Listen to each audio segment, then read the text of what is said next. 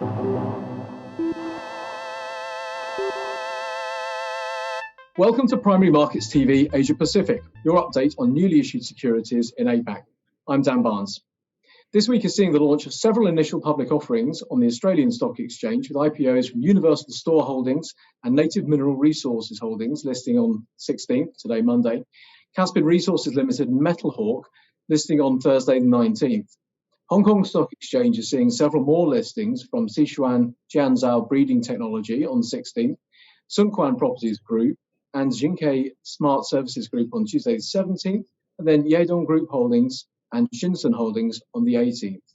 Japan Exchange has one listing on the Tokyo Stock Exchange, payments and CRM technology provider Arara, out on the 19th. Singapore's most recent IPO was Nanofilm Technologies back on the October the 30th, which took SGX Technologies cluster to a total of 81 listings, with a combined market capitalization of more than $69 billion. In the fixed income markets, year to date, we've seen around 314 billion of corporate bonds issued in Asia Pacific and around 22.6 billion of rates issued in Asia Pacific, according to data from Morgan Stanley and Bond Radar. In China, analysts are reporting that corporate bond issuance picked up to 252 billion renminbi in October, potentially indicative of greater funding needs from corporates, likely related to continued catch-up on some infrastructure investments. In India, we have Muthoot mini financiers issuing bonds on the Bombay Stock Exchange coming up this week. Now, joining me today are John Fildes, Lead for Capital Markets at Bain in Asia Pacific, Charles MacGregor, Head of Asia at Lucror Analytics, based in Singapore. Lucror is an independent fixed income research house. Welcome to the show, guys. Thanks, Dan. Looking at the equity space, are there any particular trends that you've seen for IPOs in Asia Pacific year to date, and anything more recently? The amazing thing about this year, given all of the turmoil that we've seen everywhere, is that the IPO market is actually being up in Asia Pacific. Yeah. When you look at the year-to-date to end of Q3, the China market was up about 30% year-to-date. Hong Kong has been up 57% year-to-date.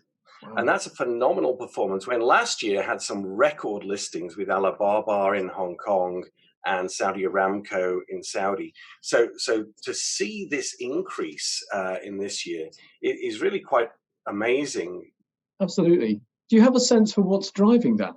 The Hong Kong and China drivers are slightly different from the rest of the world. Sure. I mean, Europe has seen a dearth of IPOs really this year. China and Hong Kong have led the world, followed by the Americas markets. Actually, Brazil's been performing very well.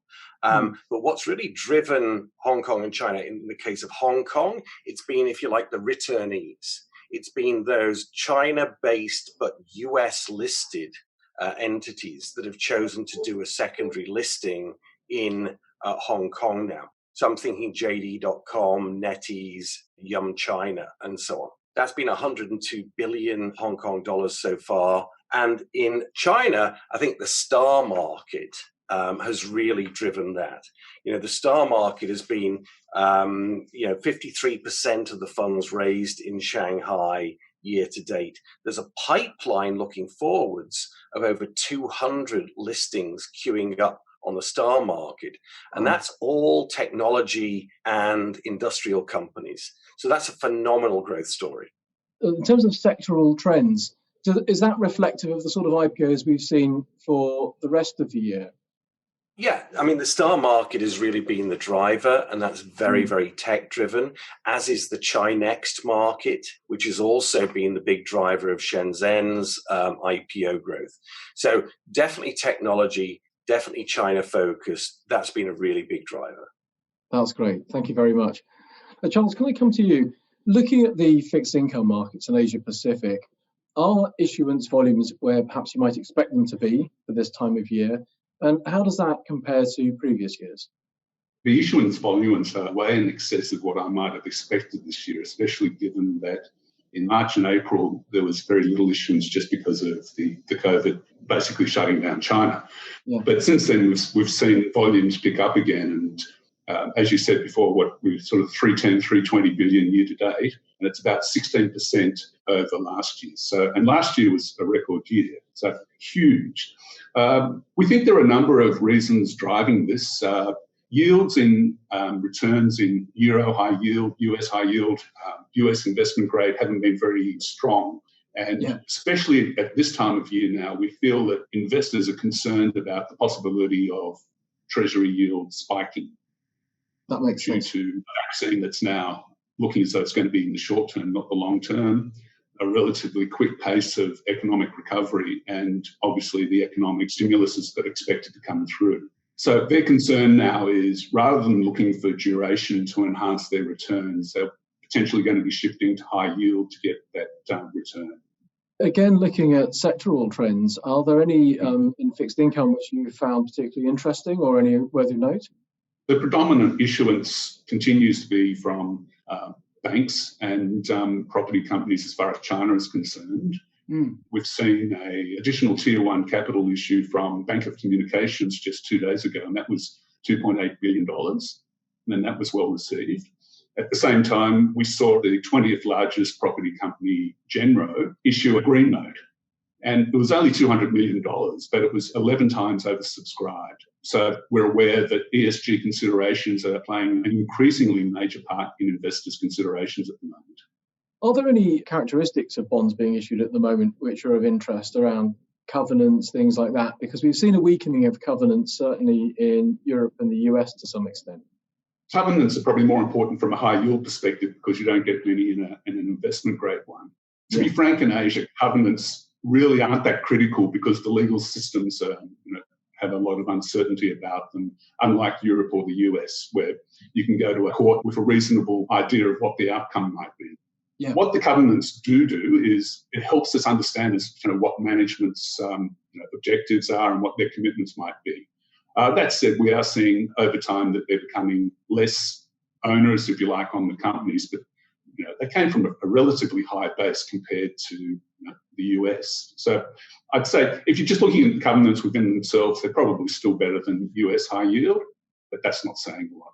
But just remembering that investors really don't look that much at the covenants. Sure. It's more about really just looking at the risk of default.